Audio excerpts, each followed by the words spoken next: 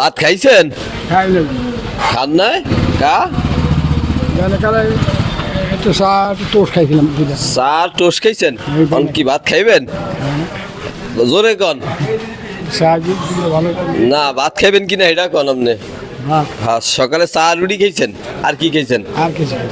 আর ভিতরে বসেন।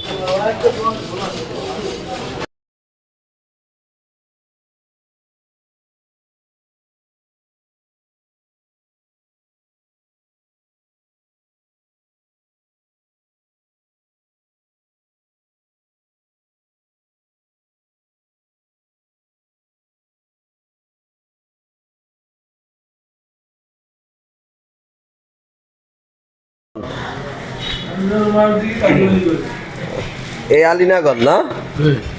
ও আসল বাড়ি বড় টাকা হেনে ভাড়া থাকে। ও খান।